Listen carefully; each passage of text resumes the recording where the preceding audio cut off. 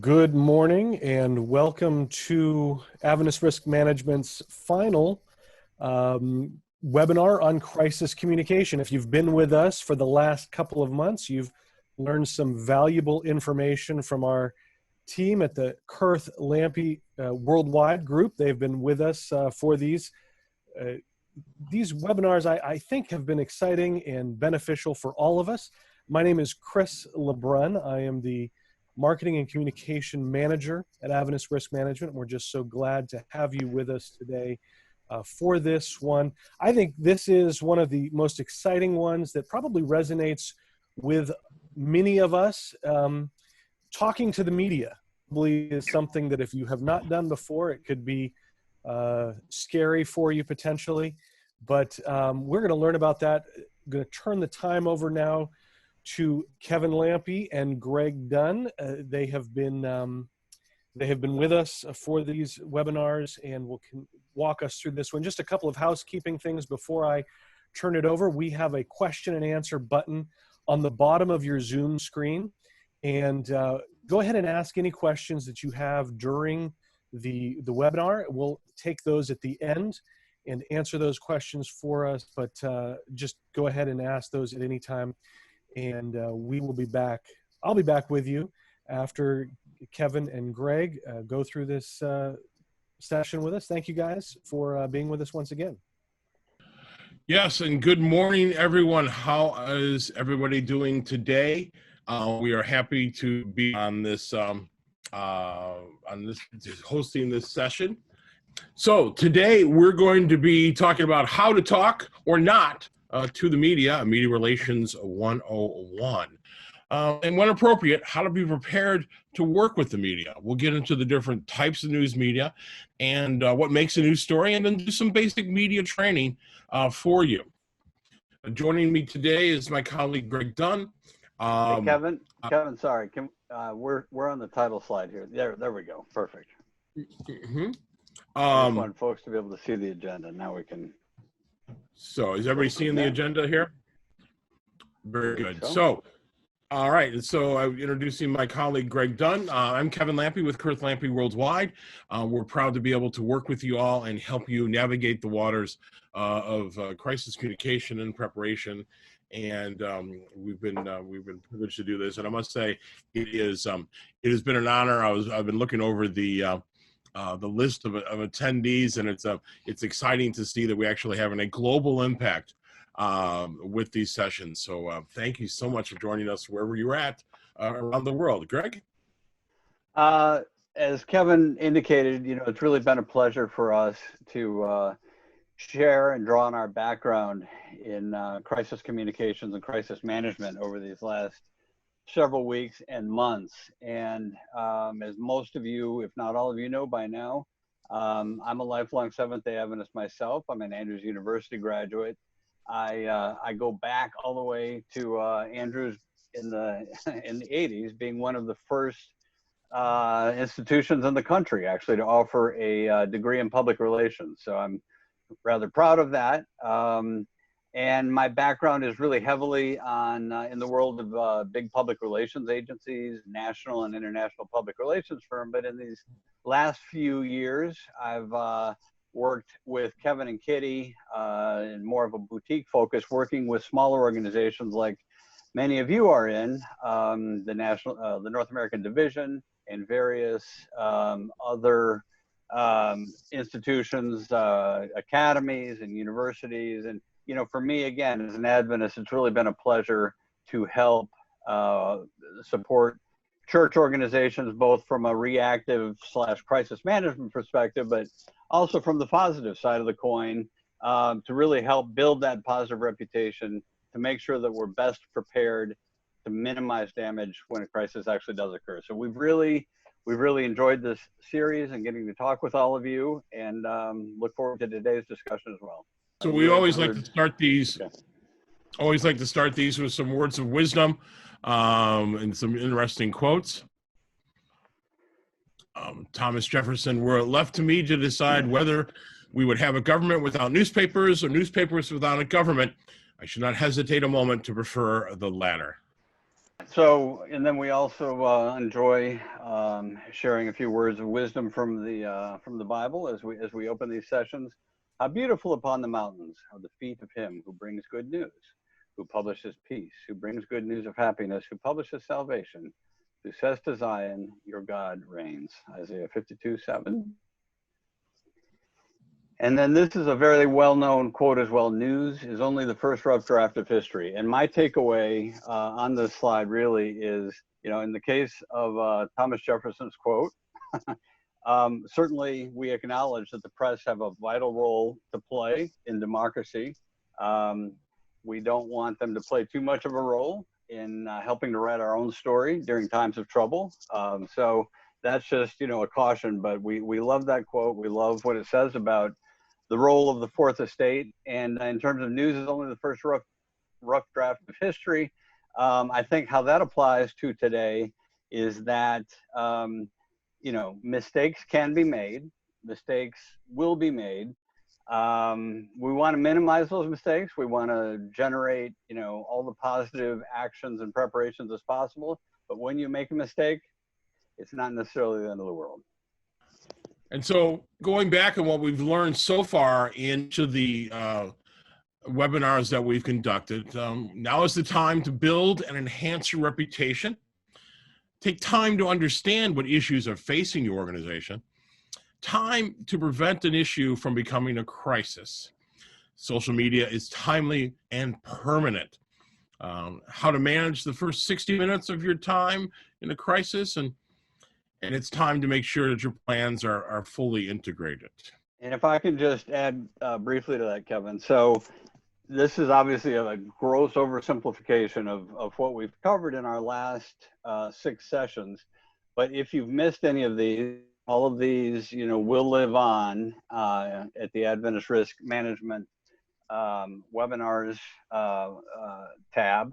And I would encourage you to go back and look at anything you missed. But this does, it's definitely a process from the proactive to build and enhance that reputation, which can help minimize the damage when crisis does come, all the way on down through, everything really that you need to form sort of a good foundation and understanding of getting to this point in time.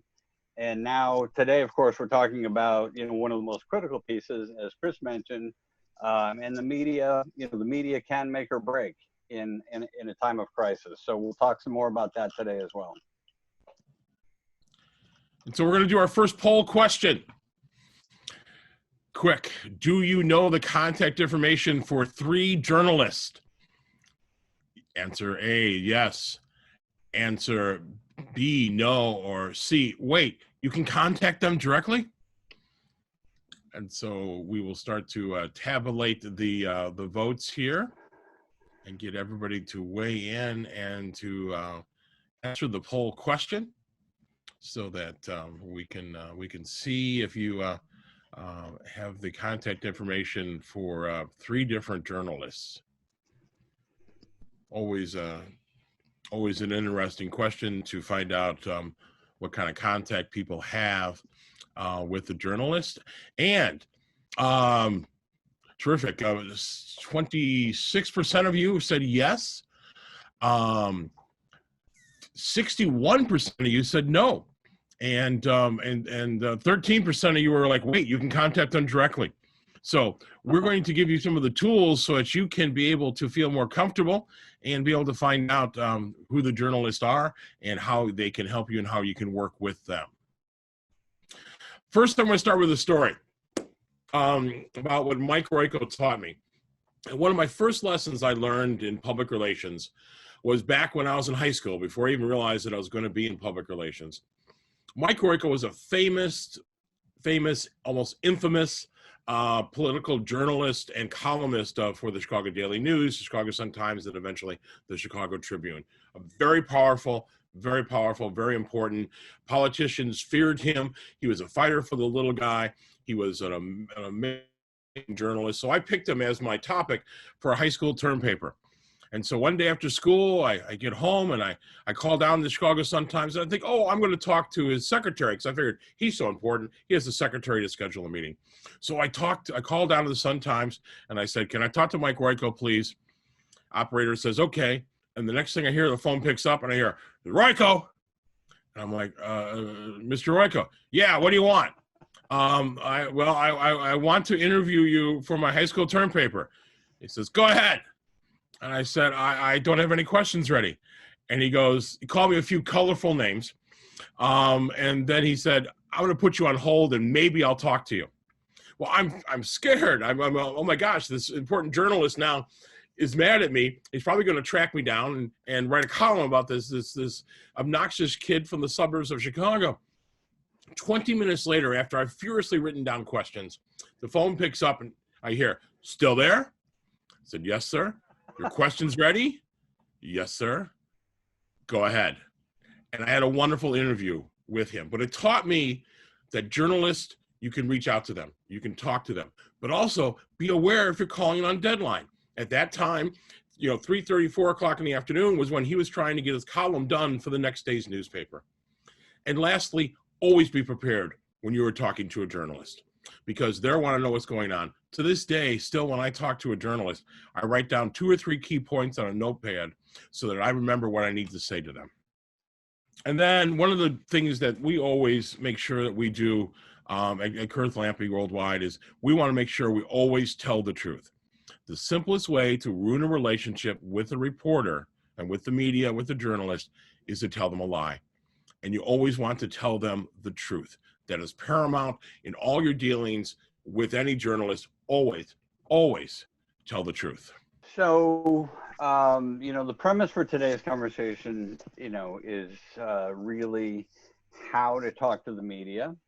But we really want to start from the opposite view that there are certainly going to be times when it is safest and best not to talk to the media, but there will be times that you actually do have to talk to them. So we'll start with sort of looking at this through the lens of evaluating whether to talk to the media or not. And part of that is making an assessment of, are you likely to do more harm or help by talking to the media in a situation? So here are some things to sort of consider before necessarily rushing to pick up the phone and call a reporter. So bear in mind, the media are not your friend. They are an important channel, an important conduit for reaching the stakeholders that you often need to reach.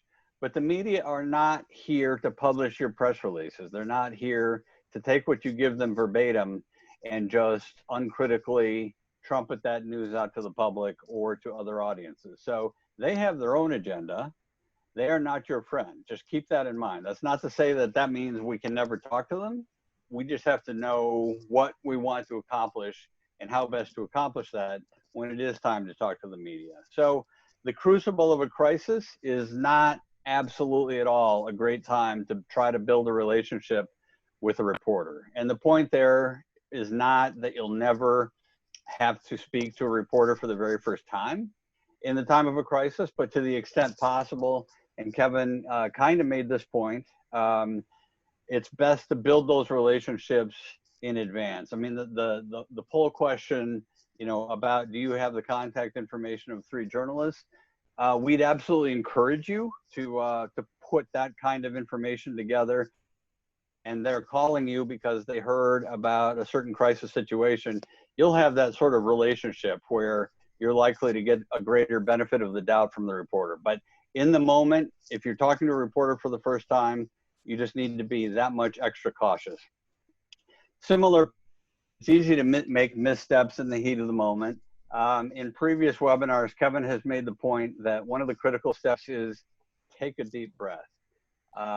It's really important not to react in the heat of the moment and possibly overreact. So take a step back and make sure that you're calm, that you have all the facts at your disposal before you pick up, and you know what the messaging is before you pick up the phone and talk to a reporter. Messages can be lost in haste. Again, when you're in a hurry and you're prioritizing speed over all other things, it's too easy to lose track of the message. Now, remember that we'll talk a little bit more as we go along today, but an interview with a reporter is not, you don't necessarily just have to answer a reporter's questions verbatim. In media training, we teach people how to go in with a plan, to put together, as Kevin said, to jot down your 3 points that you want to convey, and then you find ways to keep coming back to those during the course of your conversation. So that means it's much likelier that you will be included in the subsequent media coverage. As I said, sometimes dealing with the media is not optional. So we've talked about at least be cognizant of the dangers, but there are times when the ship has already sort of sailed, left the dock, and you have to talk to them. So what do you need to know in that scenario? Perhaps the story has already appeared in another media outlet. So, the possible benefits of not cooperating are kind of out the window because it's already out in the public domain. Are there inaccuracies in the story that have to be corrected?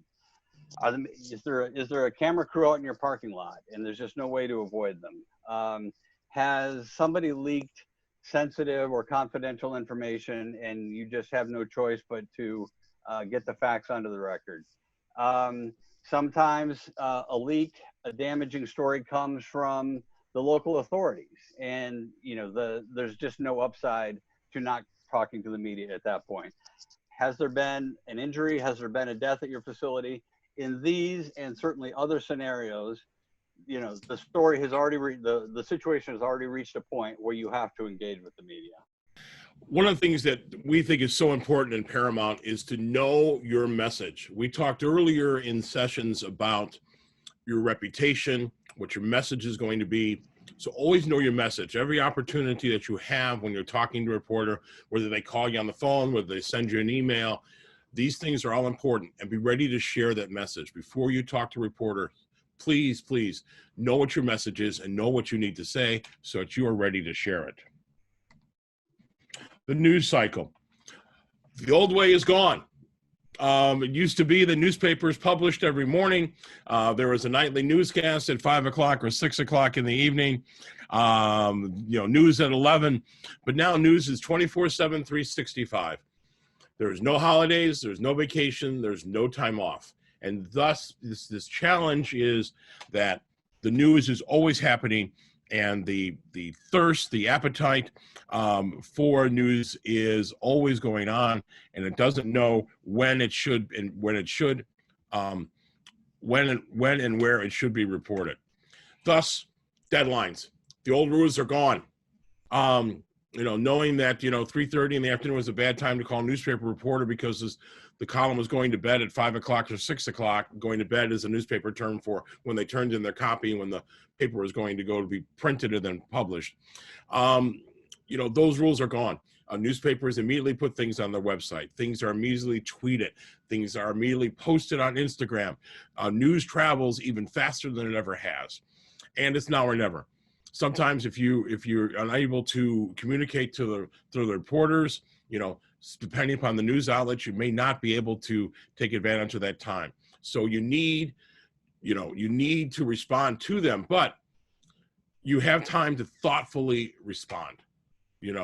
Don't do this in haste. Don't do this when you can make mistakes. As I like to say, take a breath, discuss it, and then move forward with what you want to do. So we come to our next poll question.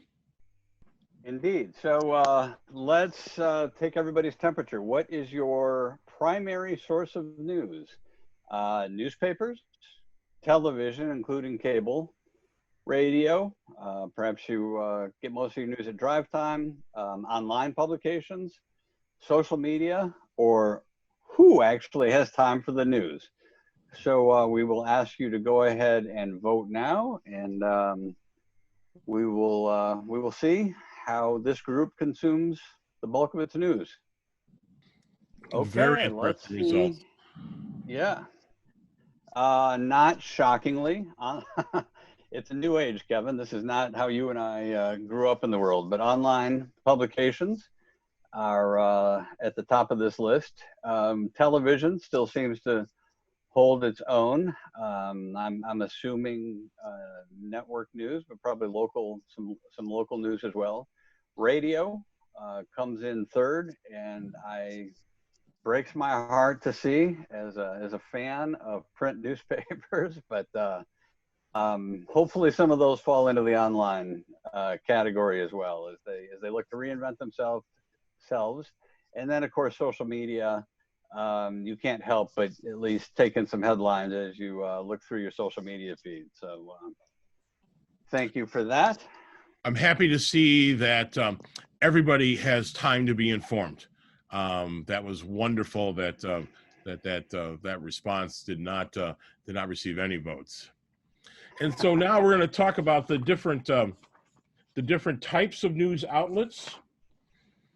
And how they cover the news. So we're starting with the medium that finished last, but again, we have to, I think, change our mindset to think of newspapers as kind of a hybrid of old school print and online now, right? Because a lot of newspaper brands like the Washington Post, the New York Times, virtually every newspaper now has a digital subscription as well, right? So a lot of what we talk about as online news sources is actually still traditional newspaper reporting, just delivered another way. But in years past, and really even today, it's one of the longer form, especially online, one of the longer forms of news reporting.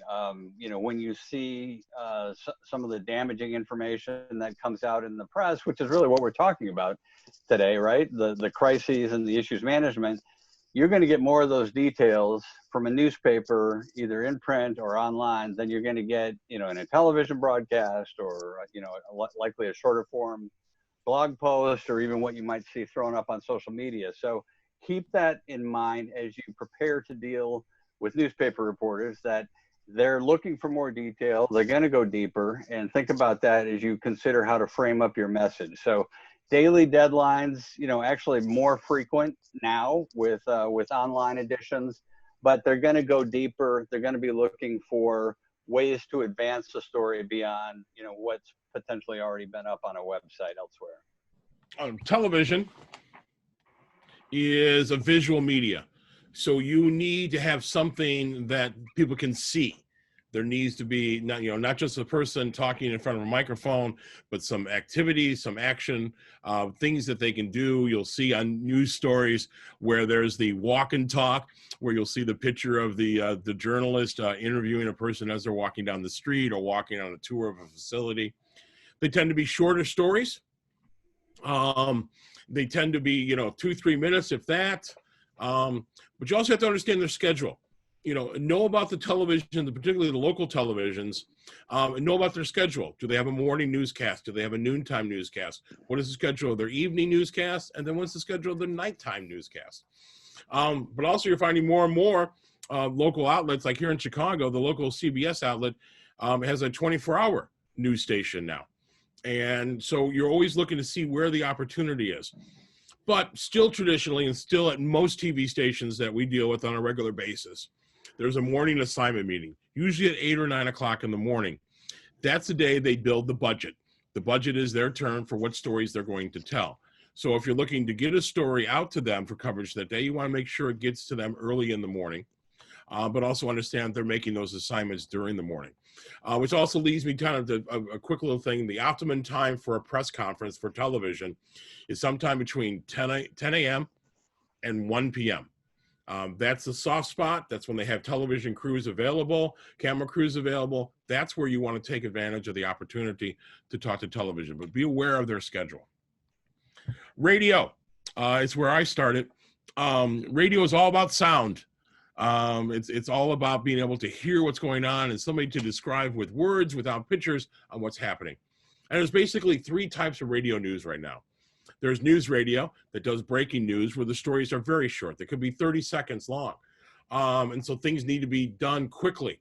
Community and public radio, though, they offer the opportunity for longer form stories where you can spend 5-10 minutes, a half hour dealing with a topic. And then you have talk radio. Talk radio is where you can have spokespersons and supporters be able to participate in a discussion on a radio station that is either topical or related to certain issues, and there's a great variety of talk radio. And then all the deadlines are different. Depending upon the station that you're talking to, the deadline may be immediately or the deadline may be in a week. We've worked on stories with, for instance, National Public Radio, where we spent 2 weeks working on a story with them that eventually aired. But sometimes I've been working on a story for radio where I've talked to a reporter at 12 o'clock, at 12:30, my client talks to them, and at 1 o'clock, the story appears on the radio. And then from an online standpoint, obviously this is a much more recent permutation compared to the other channels that Kevin and I've just taken everybody through. But from an online standpoint, you know, the range of credibility, it just varies widely, you know, from sensational conspiracy mongering websites to more mainstream, more tested, more proven, you know, there's online publications that, you know, again, in years past, we wouldn't have necessarily thought of as straight up news organizations. But of course, today there are many websites and many online sites that actually are news reporting organizations in and of their own right. So, you know, when you're dealing with one or more of these websites, it's important to assess their agenda, their point of view, their credibility, what sort of approach they generally take in reporting the news. Is it more sort of short and attention getting snippets versus longer form reporting, more akin to a newspaper? Again, the credibility, the trustworthiness, all of these are things that you think about in framing up your message and your strategy. And then, you know, is it, you know, from a local or regional focus, or is it more hyper-local focus? I mean, even, you know, in Kevin's and my case, we live here in Chicago, but there's a lot of neighborhood-focused reporting. And so being cognizant of what their likely interest is in your situation and your story will help inform how you tell your story, inform your strategy when talking to these outlets. The key, we think, to public relations and to media relations is the relationships that you have with reporters. Now is the time to develop those relationships before you run into a situation, as we talked before you run into a situation where you're trying to figure out, you know, where the contact information for the local reporters. We have learned that our biggest strength, and that anybody that is good in dealing with the reporters is a journalist, is because they've had a history of relationship with them. They know them, they talk to them on a regular basis. There's an assignment editor in Chicago that we talk to on a weekly basis, even when we don't have stories, just to check in and talk about what's going on. There's other reporters. And one of the interesting things about the relationships is there was a particular journalist in Chicago where we agreed philosophically on many things, but he was toughest on our clients because he was worried about showing his own personal bias. So sometimes you may have a great relationship with the reporter, but they may be the toughest person to talk to. But know that they're giving you a fair shake, and knowing that they're giving you an opportunity to share your story. So you want to develop these relationships, and we'll talk about building a media database later in today's webinar. So, you know, obviously for today's conversation is your organization is involved in a crisis, something serious has happened, and that has triggered, you know, a call from a reporter. But it also helps to think sort of more globally and form a broader point of view about what is it that drives media coverage. What are, you know, aside from an immediate sort of escalating crisis situation, when you look at a newspaper, when you watch a television broadcast, what are they covering? What may have prompted their interest in a certain type of story? And in our experience, you know, this is not completely comprehensive, but this gives you a sort of a great flavor for what you're going to see, generally speaking, when you think about categories of news coverage. You know, personalities, celebrities, prominent individuals, you know, are always going to feature prominently in news coverage, breaking events, current events. So one of the things we often counsel our clients is obviously monitor what's happening in the media closely. There may be ways to tell your positive story as part of things that the media are already interested in talking about and covering. Challenges, this sort of gets to where we are today, right? We're in a crisis situation, we're facing a challenge, we're confronting a severe issue, and how we're going to overcome that is going to trigger that kind of media interest. Human interest, what's happening in the world that affects a lot of people. If you look at all of the COVID-19 coverage today, I mean, a lot of it is that coming from that human interest angle. I mean, what is the actual toll? What is the actual impact on people in the community? And then controversy, again, coming back to why we're here today, controversy, disagreements, litigation, all of that is guaranteed to catch a reporter's attention. They want to know about the people. They want to know about the people involved. That's what makes a story interesting. They want to know about the leaders. They want to know their background, what they think, what they say, what they stand for. They love hearing success stories. They want to learn about things that are going well and that people are doing well and what has happened and how they've achieved that success. They'll be looking at the participants, people that are joining in and are part of programs and services that you are offering. Is there some interesting people who have participated, who are part of what you are doing? And then they're always looking for media stars. They're looking for the people that can tell a story well on television, because when they have somebody that's good at presenting the story, that helps them as well. And then diving a little bit deeper into current events. So what's happening at City Hall or at the Capitol? That's always, I shouldn't say always. Sometimes these things get pretty dry and way down in the weeds. But when a big issue is being tackled at a meaningful civic level by a government body, that's going to capture the interest of some reporters. Again, because that's going to affect people in the community. A lot of times, in this modern world, journalists will raise questions or, make their interest known through social media. And that's a way to sort of understand what is bubbling up from a coverage standpoint. Breaking news, of course, something that just happened across town, a break-in, some other type of news that's just happening imminently. And journalists, even in this hyper modern technological world, there's still a lot of competition to break a story. The time tested seasonal and date themed stories are still with us. When you get later in the year, of course, you get a lot of Thanksgiving stories, a lot of Christmas stories, and then there are ways to tie your stories into what reporters are already going to be focused on. And then, of course, natural disasters, weather, health, those will, weather stories, health stories, like, again, we're seeing with COVID-19, these will always be prominently featured in news coverage. And then, when we think about, I think we've seen, certainly I've observed as traditional newspapers have started to decline in terms of, a lot of the news universe gravitating online, I've seen the coverage pivot a little bit more to sort of these personal human interest stories about people overcoming the odds, right? I think we see more stories that involve faith in mainstream media, life well lived, achievement of sort of everyday people. We're seeing more of this, I think, in the news media, people who had overcome very, very difficult circumstances, those types of challenges. And then, conflict resolution, where, we may have followed a situation over a period of months or years, and it looked like the parties involved had sort of insurmountable odds to reach a resolution, but somehow, ultimately, there was a creative solution. That conflict has been resolved.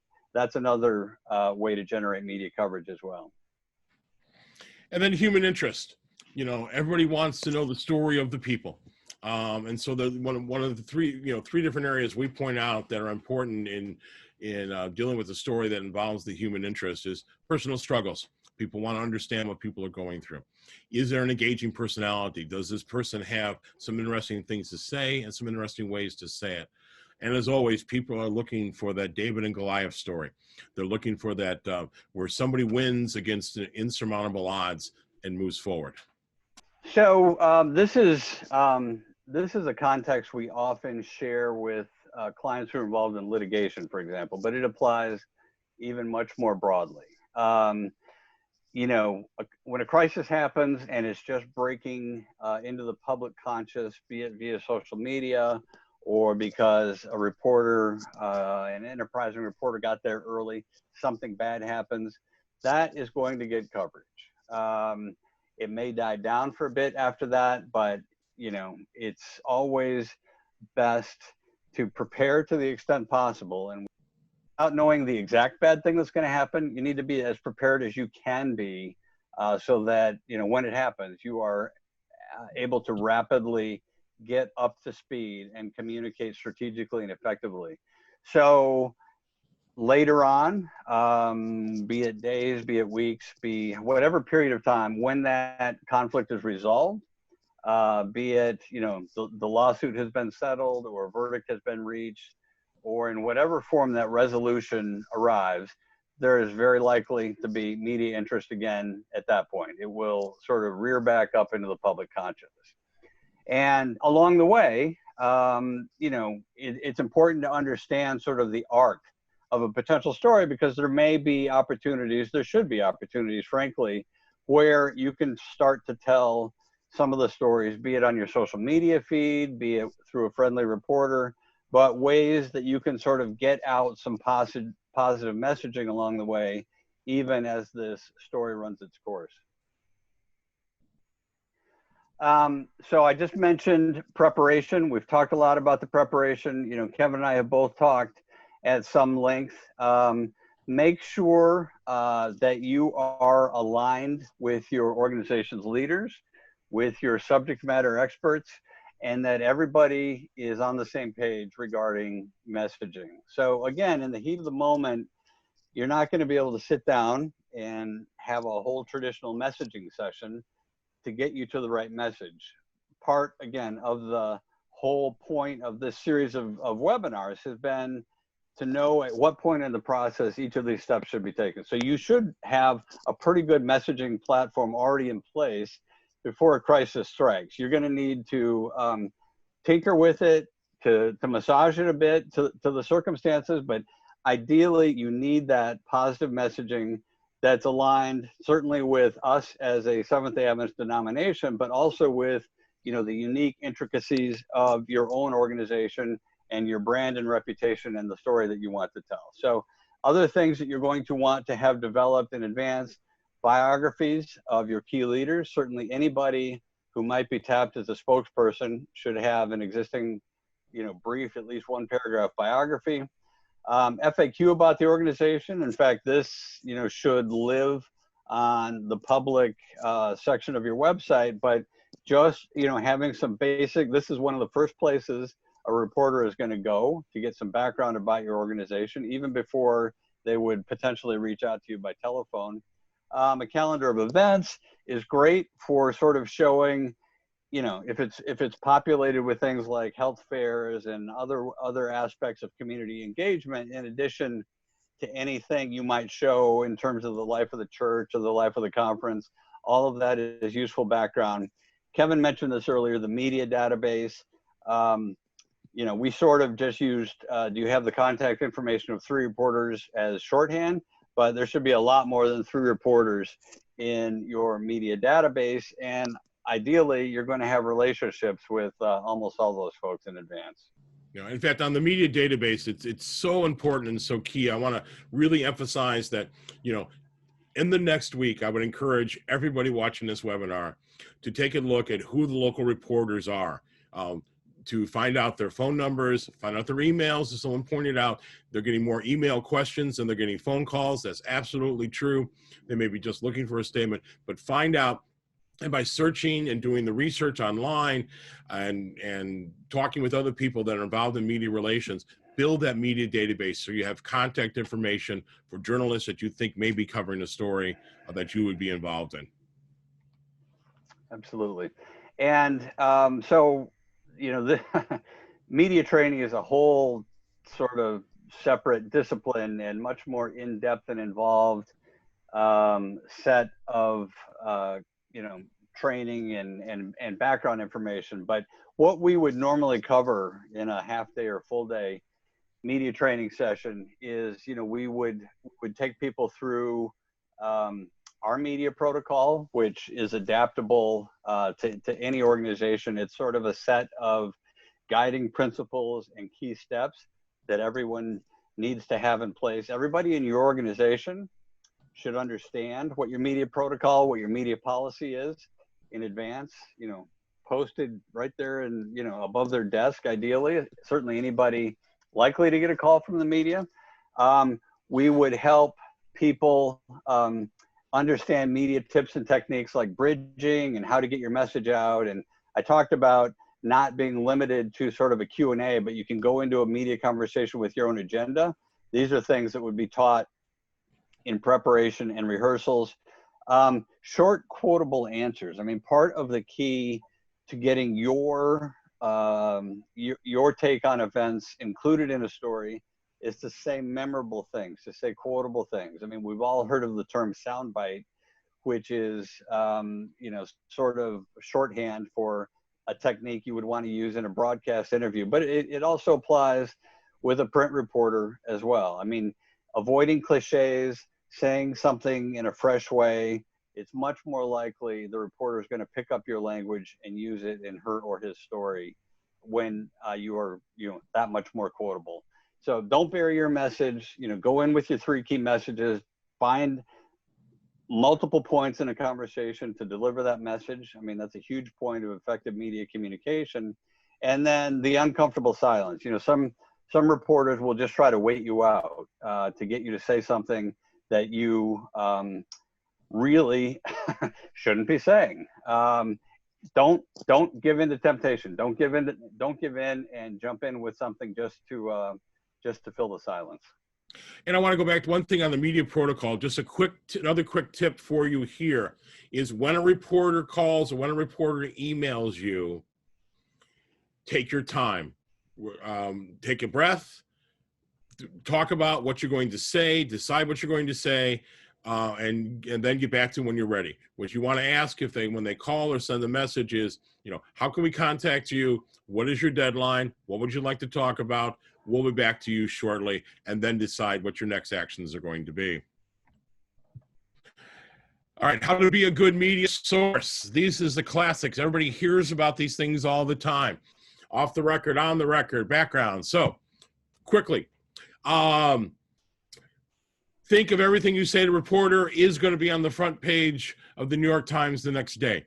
Until you have established a relationship where you can trust a reporter, consider everything that you say to any journalist is going to be published.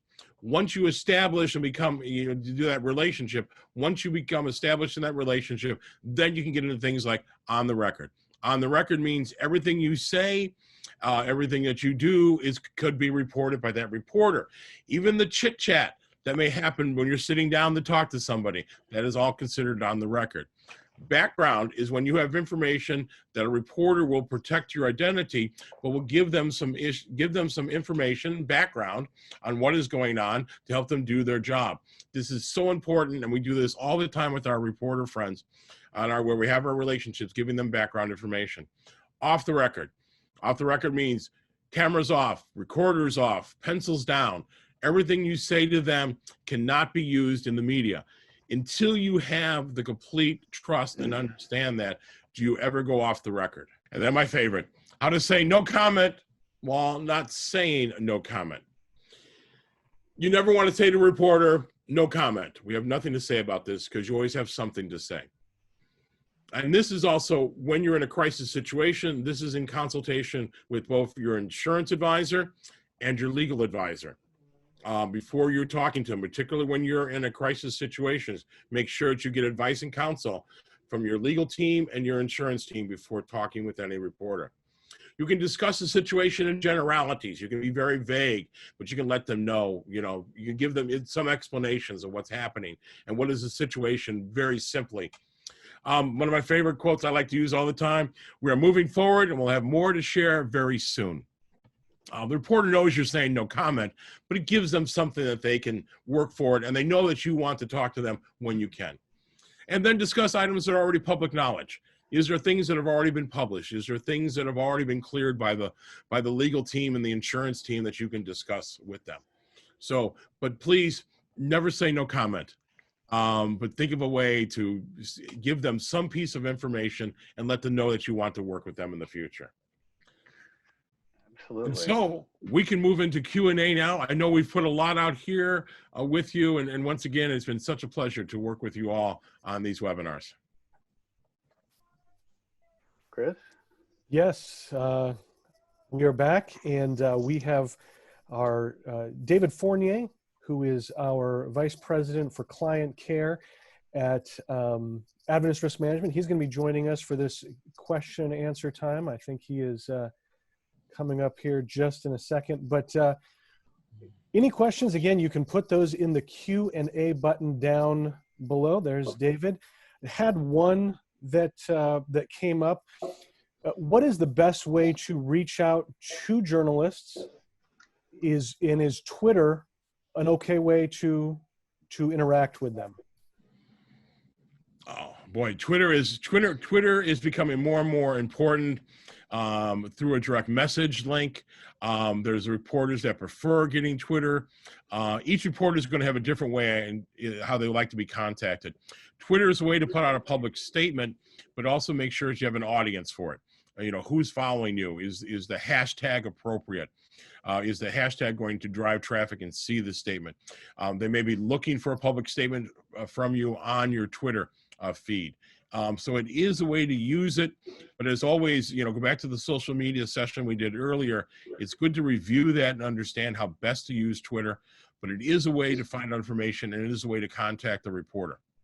Again, if you have a question, we'd love to answer those now. You can use the Q&A button at the bottom of your Zoom screen to send those in. David, do you have anything that you want to share with our clients from this perspective of how they interact with the media and how that relates to the work that Adventist Risk Management does? Sure. Just actually want to say thank you to Kevin and Greg, especially for leading us through this series of webinars. This has been interesting, informative for me, certainly. It's amazing how a little bit of good information can really equip someone. Something that I would view as a fairly scary concept of, being ambushed, right, by a savvy journalist who's looking to turn your uncomfortable crisis into a salacious story out there for everyone to see and damage your reputation. You've given us some tools to navigate that.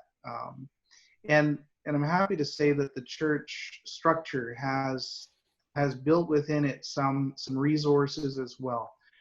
If you're a principal, a teacher, a pastor, or an elder, a deacon, or whatever out there, I would very much encourage you to coordinate through your conference. And for many of our conferences, a lot of the key resources that they look to when it comes to the expertise that they need to have a spokesperson, or at least this kind of counsel goes through union expertise as well. So reach out. You've become acquainted with Greg and Kevin here, who do this professionally. Their contact information. You also have resources built within the church structure, whether it's legal advice. Of course, from an insurance perspective, we're pretty interested in your success as well. We're right there with you on it. And there are communication experts that can help be the face of this thing for you as well. So I think those resources are important to know about, and never, ever, ever just wing it on your own. It's there's help out there. I think that's the big message that I have for our listeners today. Thank you. We had another question that came in. When would you write a press release or a statement? When is the time to write that? I'll take first cut, but Kevin, please feel free to jump in.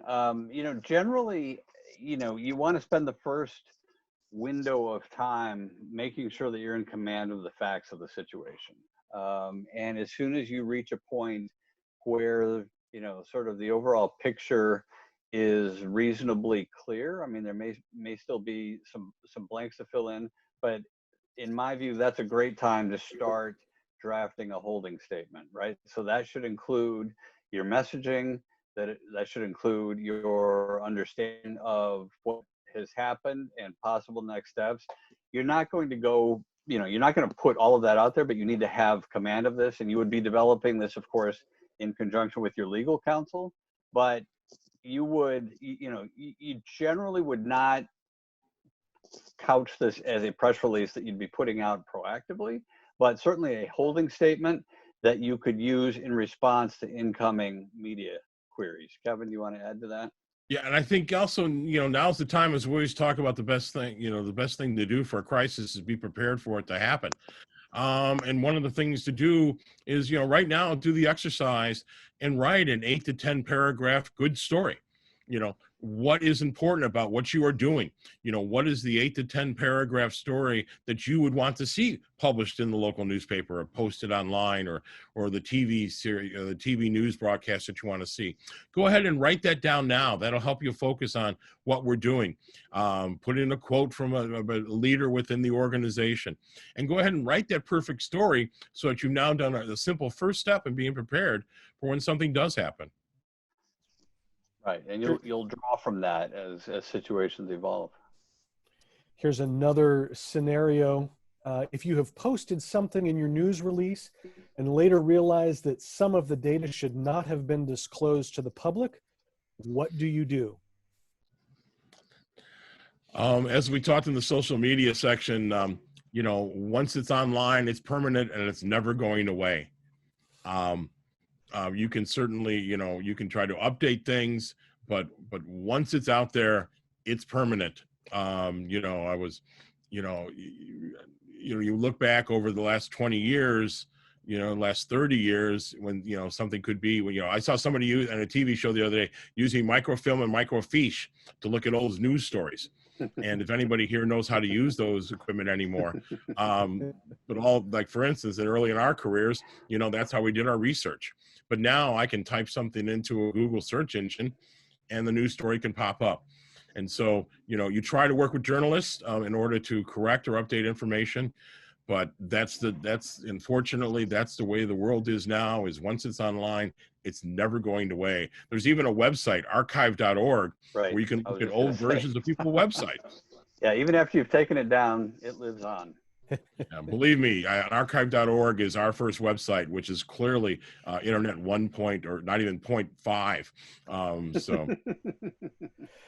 And I'm guessing that you want to try to correct that information in a way that doesn't bring more fuel to the fire for a journalist, correct? Absolutely. One of the things you always want to do is in any type of response, you want to keep it in the venue where it's being fought. A Facebook post that 10 people reads is different than a news story on ABC Nightly News. You don't want to go to, ABC, or go to CNN and say, we got to correct this thing that appeared on Facebook. All of a sudden you brought up this thing that shouldn't be there. And so make sure you fight the battle in the venue where it's being fought. Absolutely. I think David touched on this a little bit, but comment here that says, I work for a conference. What is the best practice when a crisis occurs at a local church or school, especially when the pastor or teacher isn't trained to communicate with the media? Should we, the conference, develop a statement for them to share, or should the conference be the contact to the media? Yeah, great question. That's, our general counsel is to keep a story as localized as possible. if it's a school-specific story and the conference isn't necessarily otherwise directly involved, ideally, it would be best for somebody from the school to be quoted, for the school to possibly release a statement, as opposed to the conference itself, which just pulls in a variety of other unpredictable factors. But the point is very well taken that at that level, the principal, the teacher involved, the pastor is not likely to have that level of media sophistication and media training. So, depending on, how hot the temperature is under a particular issue, then there may be time.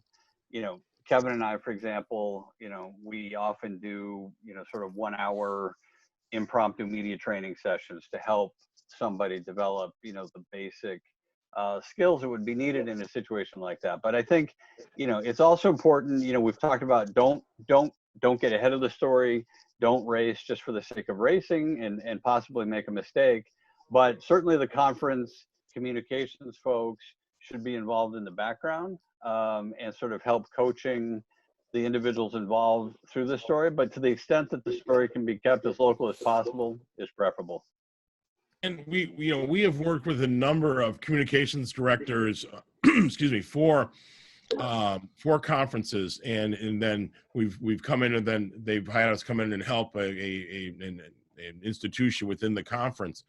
And the conference communications people are a great resource to have.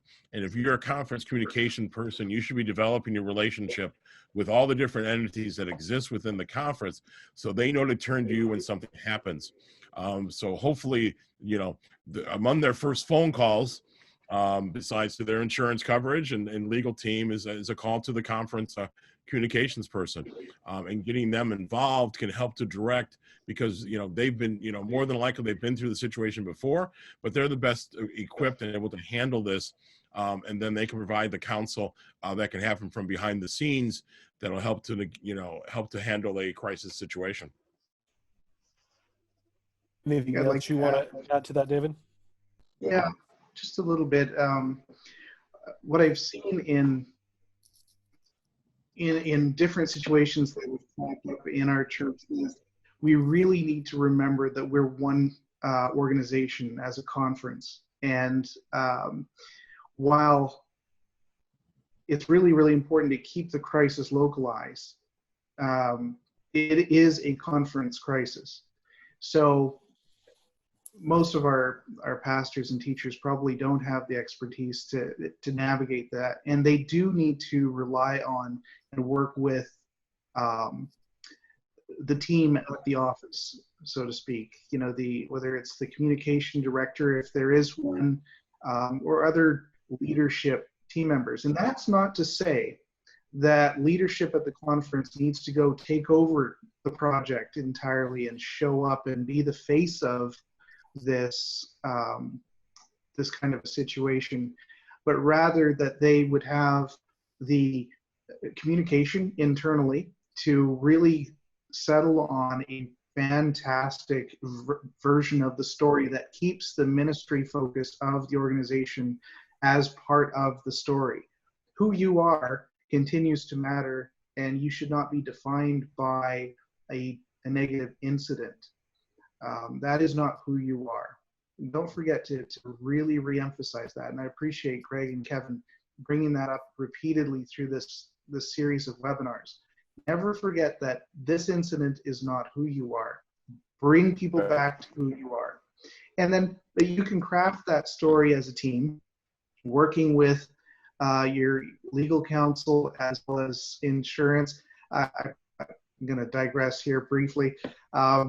One of our attorneys tells me fairly frequently a story of, being called about a crisis that was going on, and journalists are calling, and so he was providing some perspective and legal advice, because he would end up working that claim as it developed. And what should I tell the attorney? Well, asking a question you don't actually want to answer. Well, I've already talked to them. Oh, So what's the point of this conversation? You know, it was that horse had already left the barn. You can't put that back. So having that thought through ahead of time, you know, perhaps the conference doesn't have a communication, or perhaps do. What has that person done to get some training about working with media, to prepare press releases, to be able to really navigate this with some expertise? A little crisis communication training goes a long way, and that is available.